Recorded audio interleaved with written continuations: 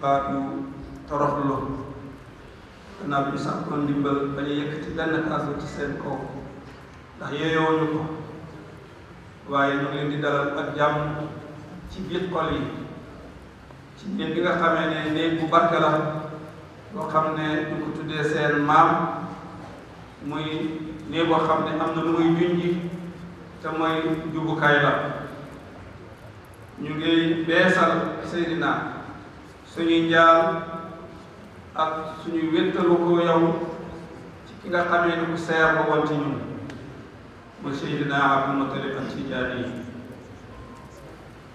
da koo xam ne képp kuy jullit demam di am na lu def ci yow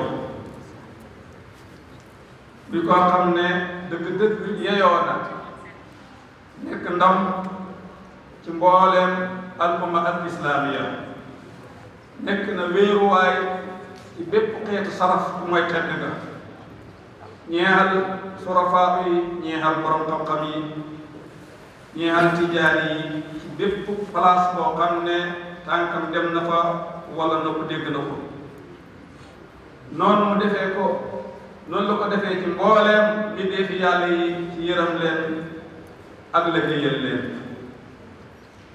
demam gi métti nañu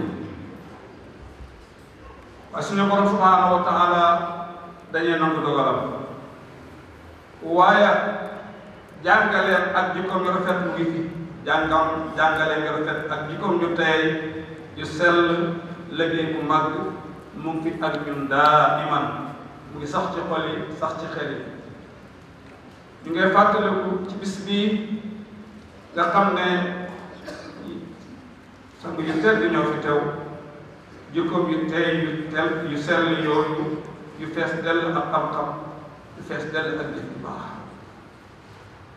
jëf joo baax joo xam ne suuxat na jëmbat na ci suñu xol yi sopp yàlla ak yonentam sallallahu alayhi wa sallam jëmbat na ci xol yi sopp Seydi Cheikh Ahmad Tijaani radiyallahu anhu ak njabootam cofeel googu ak jubalam googu mooy jubale jëmee ci yoonu dëgg du mucc mukk du mos a dañ ci ñun wala du mos a dañ ci xeet bi da nekk drapeau ñeexal mbooleem jullit yi moom suñu naas du ko tëj si jaay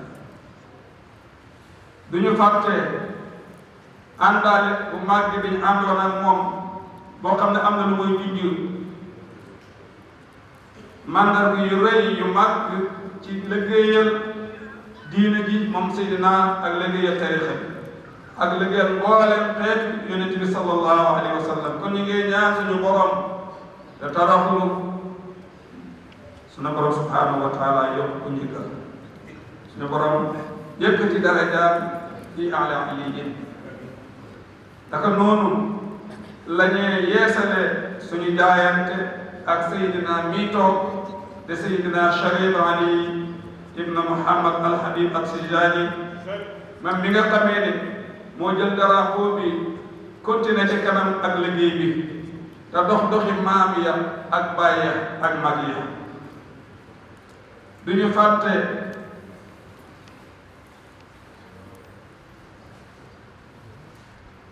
moom Seydina Seydi Ali At-Tijaani moo continué liggéey boobu nekkoon ci loxol magam bu tedd bi ñu ngi ñaan suñu borom subhanahu wa taala bu gën koy dëgëral gën a saddal xolam ci liggéeyam bi defal ko ci tawfiix defal ko ci taysiir noonu nga xamee ne noonu lañ yeesalee suñu jaayante ak moom noonu la ñuy yeesalee tappoo ki ñu war a tappoo cofeelam bu sell ak mbëggeel bu sell ba ak sellal koo xam ne du rëx-rëx du deng-deng su ko defee ñu mën a nekk ci yoon bu kocc ngir lan topp ay ndigalam ngir sàkk ko tiyaabo ji nga xamee ne suñu borom subhanahu wa taala moo wax ñuy roy nit ñu baax ñi jéem a gàttal da sant da gërëm mboolem ñi nga xamee ne teew nañ fi xanaa seen Alaaji Mouhamed Seck dana tudd seen tur ndax xataay bi gataay bi incha allahu taala wuute yi ci li mel ni chef de quartier ak suñu baay Hadj Seen Diouf ak waa Wakaam yi nga xamee ne ñoom ñoo ñu dalal nekk ci njiit la al imam Seydi Ahmad At Tijaani Ba Orofonde ak al imam Alaaji Ndooy Alaaji Abdullahi Gueye al imam Alaaji Ndooy mi nga xamee ne mooy président fédération At Tijaani yi fii ci Wakaam ak Ousra Maam Mbay Diop ak monsieur le maire Abdoul Aziz Gueye ànd ak Ibra Ndiaye ak Yacine Ndiaye ak coordination Son Tidiane yi wax naa ko léegi ak al imam ratib Babacar Ndiaye jàpp Babacar Ndiaye ak fondation Maam Pa Wade Wele Adja Daba Diallo nekk te ngir la ak jaraaf Youssou Ndoye ci gépp ak gàttal ñi nga xamee ne ñoo ko organisé mooy waa jumaa yi ci nit ñi nekk ci biir njiit la ngeen xàmmee ko muy liggéeyal diine tariixa bi te xaritu Seydina te Alaaji Mor Jaay ak suñu imaam bu tedd bii di suñu kalifa te doxal bu rafet yàlla yàlla gën a yàgg yokku man-manam ak kattanam ak fanam ak mboolem ñu ko ci jàppale ni ki monsieur le coordinateur sëñ Sadibou lii waaye duñu fàtte mukk njabootu Seydina Aboubacar Ban moom mi nga xamee ne lu tedd lu baax lii ci loxoom la ko yàlla jaarale mu jox ko ñi nga xamee ne ñoo koy ñoo yor digal ñoo war a digle mooy njabootu Yonent bi sallallahu alayhi wa sallam yàlla yàlla yokk ko leer yàlla yàlla yokk ko ngërmande yàlla yàlla gën a taxawal njabootam te leen a barkeel ci gépp gàttal ñu ngi Seydina ñu ngi jéggalu kàddu ñuy yëkkati def da digal waaye ñu baan wax dëgg te tuuti na ci loolu di jox seen gësam ñoom noonu invité c'est-à-dire que ñun ñooy seen invité ñoom Chérif parce que seen kër la nekk seen kër la ñëw donc mënu ma leen wax bienvenue je vous dis simplement merci de nous avoir reçus parce que vous êtes chez vous ça c'est fondamental parce qu'en fait c'est une chance, une forte chance qu'a tous les Sénégalais d'être en face de vous et que vous veniez hier, c'est pour l'occasion pour moi de féliciter aussi Fata Sarr parce que hier ça a été une réussite totale, partout on en parle au Sénégal et ça fait revivre effectivement la Tijaniya et c'est important et ça fait plaisir à tous les Tijaniens. Je ne voulais pas être long, je voulais rappeler simplement deux faits. Nous, on ne devait pas être là en train de parler de la mosquée parce qu'on était tout simplement en train de construire. Comment ça s'est passé? Général Wan, que Dieu est son âme, avait effectivement la mission de faire la mosquée. Il a fait appel à nous et on était à la Khadra de Yoff. Donc il a fait appel à nous et pour qu'on puisse effectivement l'aider à accomplir la mission, pour construire cette mosquée. Suite à ça, bon, mais, je lui ai recommandé fortement qu'il vienne voir chez lui. Il ne le connaissait pas. Il est venu à la Khadra de Yoff et depuis ce jour-là, il a été membre de cette Khadra-là.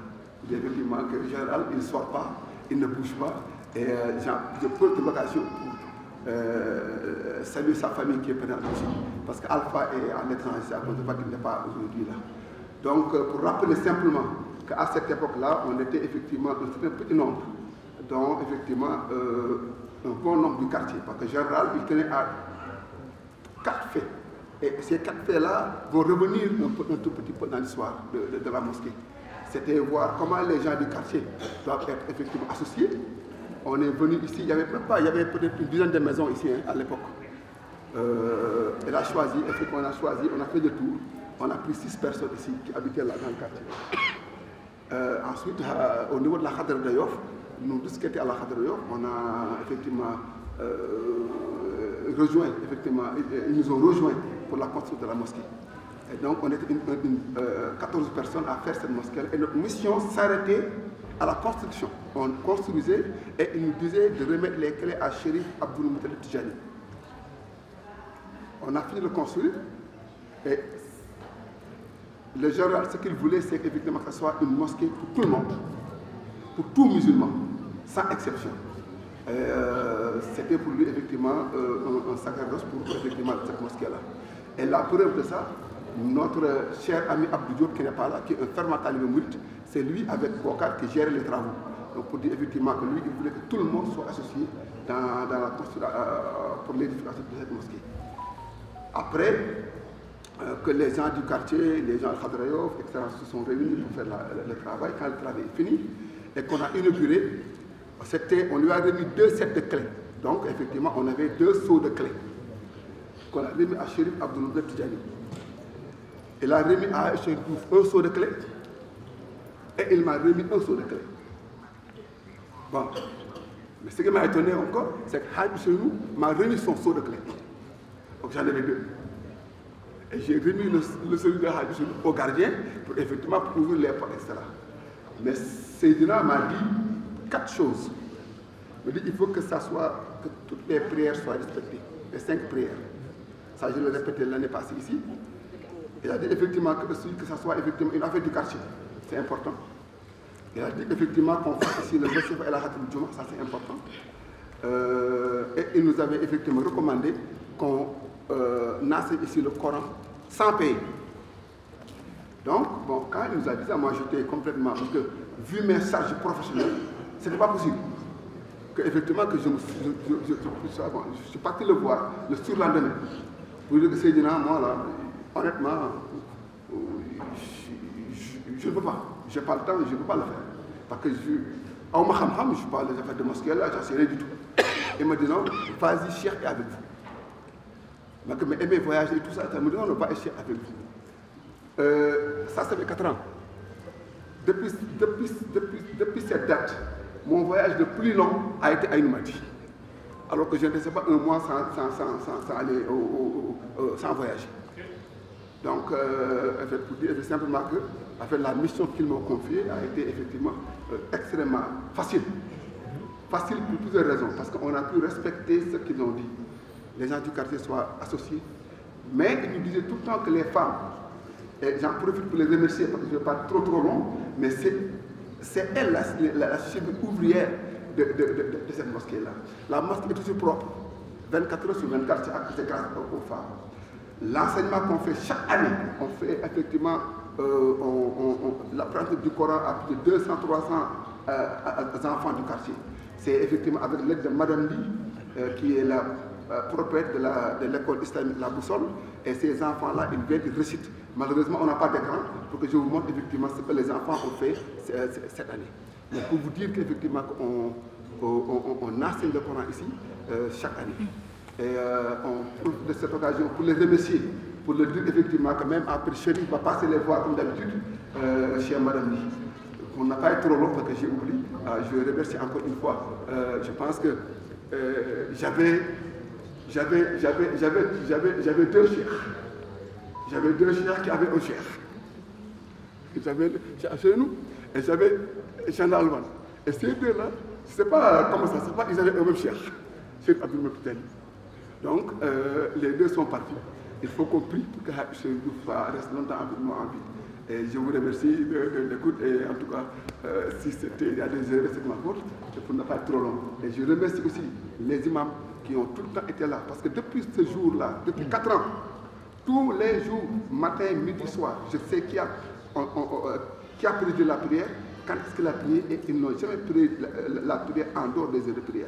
Donc on remercie effectivement infiniment les imams, imam Sek, l'imam Sall, qui est tout le temps là. On les remercie infiniment pour effectivement leur présence, leur assiduité, action Kham Kham Tamit. Effectivement, c'est Seydina qui les a choisis, ces imams-là. Donc effectivement, tout simplement qu'on est fiers de ce que vous faites, la constance, la régularité dans les prières. Il y a le appelé. Famille aussi, je vais remercier chez les femmes. Parce que tous les ramadans, du premier jour du ramadan jusqu'à la fin du ramadan, ils font des dogous à énormément de personnes. Et ils ne demandent rien à personne. Donc, bravo encore les femmes. Et Chérif, comme je disais, Seydina le disait, vous êtes la chef ouvrière. Et effectivement, ils ont la chef ouvrière cette mosquée. Je vous remercie et je suis très long. Merci. بسم الله الرحمن الرحيم والصلاة والسلام على من كرمت مكة بمولده ونورت المدينة بهجرته وعلى آله وعترته ومن فضلهم الله على العالمين بصحبته. وزد اللهم رضاك على مولانا وقدوتنا وإمامنا مولانا أبو العباس أحمد التجاني رضي الله عنه. mbokk yi Seydi Chérif Khayruddin ibni Mawlana Seydi Ali Haydara At-Tijani di doom ci Mawlana Seydi Sir Mouhamadul Habib kooku doom ci Mawlana Seydi Mahmoud kooku doom ci Mawlana Seydi Bachir kooku di doom ci Mawlana Seydi Sir Mouhamadul Habib kooku doom ci Mawlana Qutbil Maktoumi Abil Abbasi Seydi Ahmad ibn Muhammad At-Tijani radiyallahu anhu. nee na ginnaaw bi muusloo ci seytaane tàmbalee ay kàddoom ci turu yàlla suñu borom mi nga xam ne moo tedd ci xew am kàttan. ginnaaw loolu mu ngi sant yàlla bu baax a baax di julli ci ngën gi mbindeef ki nga xam ne Màkka tedd na teddee na ngir juddu gi mu juddoo foofu waaye nag Madinatul Munawwar leer na ngir gàddaay yi mu gàddaay jëm foofu loolu leeral na Madina. ba tey itam am na ñi suñu borom tànn tedd yàlla gën a leen ci mboolem mbindeef yi ngir daje bi ñu daje ak moom gëm ko teral ko ànd ak moom dund ak moom waaye itam mu ngi ñaan yàlla suñu borom yokk ngërëmam ak yërmandeem ci suñu sëriñ Mawlana Seydi Ahmad At-Tijani radiyallahu anhu. أولا وقبل كل شيء نتقدم إليكم بتحية الإسلام تحية أولها السلام وسطها رحمة وختامها بركة.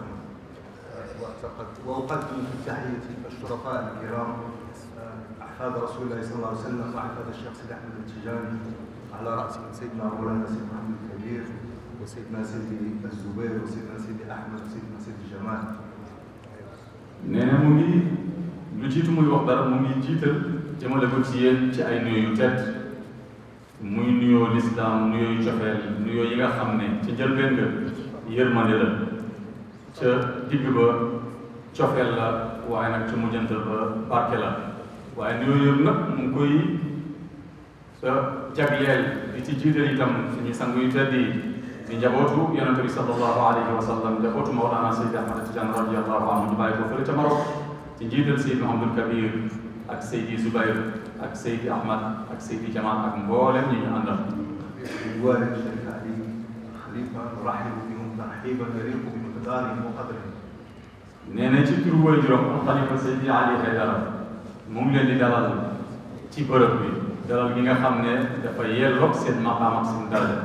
بعد ذلك نشكركم جزيل الشكر على فتح القلوب وفتح هذا المسجد المبارك لاستضافتنا بينكم وإقامة هذه الحضرة هذه الوظيفة المباركة. أسأل الله أن يجعلها ملتقى منورا إن شاء الله وأن يجعلها سببا لقضاء الحوائج. nee na ginnaaw loolu mu ngi leen sant di leen gërëm ci seen xol yi ngeen ubbi waaye nag ci quartier bi ngeen ubbil leen ko ubbil ko seen maanaam mbokk yu tedd yi waaye nag ci jumaa ji nga xam ne ubbi ngeen ko yaatal ko dalal leen taxaw fi taxawaay bu am solo muy liñ fi def léegi di wadifa. nee na yàlla suñu borom fay leen ci loolu yàlla na doon sabab mu doon leeraayu mbooleem quartier bi yëpp mu doon leeraayu jotaay. ولو أن كلمة الشكر قليلة وضئيلة في حقكم لما نعرفه فيكم من محبة واجتهاد وإخلاص في خدمة حضرة الشيخ رضي الله عنه. nee na donte ne kàddu cant ak ngërëm néew na lool lottu na lool ci seen ak ci li ñu xam ci yéen ci cofeel ci yiw ci mbaax ci cofeel bi nga xam ne sopp ngeen ko seen maam yonente bi sallallahu alayhi wa sallam ak seen maam Mawlana Seydi Ahmad Tijani radiyallahu anhu. لكن ما لا بد منه عملا بحديث النبي صلى الله عليه وسلم من لم يحمد الناس لم يحمد الله سبحانه وتعالى. waaye nag donte ne kàddu yi cant ak ngërëm lottu na néew na lool waaye nag mënut a ñàkk lu mënta ne mënut a ñàkk ngir jëfee xadis yonente bi sallallahu alayhi wa sallam fu muy waxee ni ku santul sabab santul ay nit santul jaamu yàlla yi kooku du sant yàlla. ونشكر كل من شارك وساهم في تيسير هذه الوظيفة وكل من شارك بصغيرة أو بكبيرة بقليلة أو بكثيرة أن يجعلها الله في ميزان حسناته. nee na waaye nag mu ngi sant képp ki nga xam ne taxaw na am na taxawaay am na liggéey ci wàllu loxoom ci yéeneem ci taxawaayam ci xadara bu tedd bi waaye tam ci liggéey bu rëy bi muy wadifa bi fi amal léegi-léegi taxawaayam tam ci mbooloo mu barkeel bii lim ci mën a def moo xam bëri na moo xam néew na waaye nag mu ngi ñaan yàlla suñu borom fulal ko ay yiw وراء الجماعة نشكرهم جزيل الشكر. nee ne magu mbooloo mi mu ngi leen di sant fi cant yam الدوائر كذلك.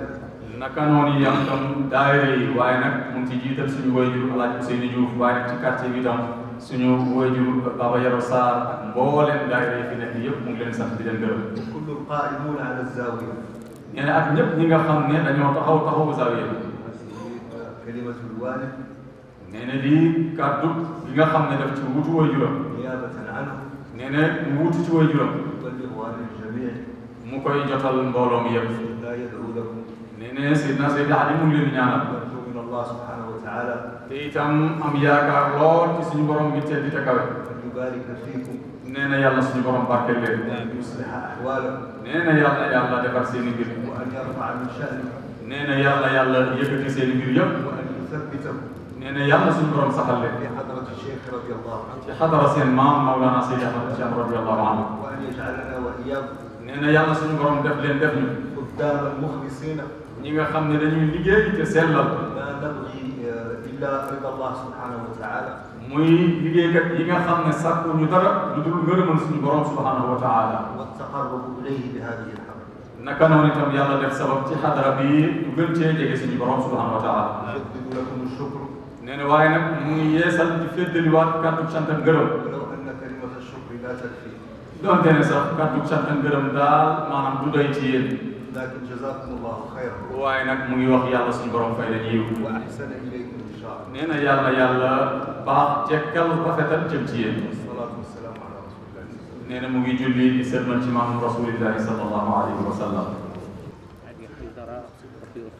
Oui, c'est ça. السلام عليكم Oui, mbokk yi. c'est ça, c'est ça, c'est ça. Cheikh Sidi Zubayr Atijani leen dafa Oui, jàng c'est ça, c'est Fatiha marra waahida. وثلاثة من صلاة الشهر ak ñetti salaatul Fatiha. وثلاثة من سورة الإسلام. jàng suratul Ikhlas ñetti yoon. الحمد لله. الحمد لله الحمد لله. Je suis à la Zawiya avec les Tijani. Nous sommes en conférence, c'est ça. نسأل الله تعالى أن يسكنه فسيح جناته مع النبيين والصديقين والشهداء والصالحين وحسن أولئك رفيقا.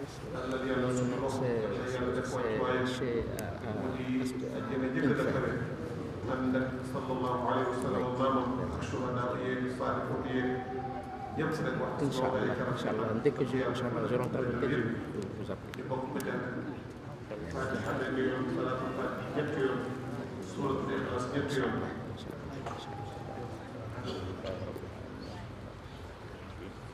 إياك نعبد وإياك نستعين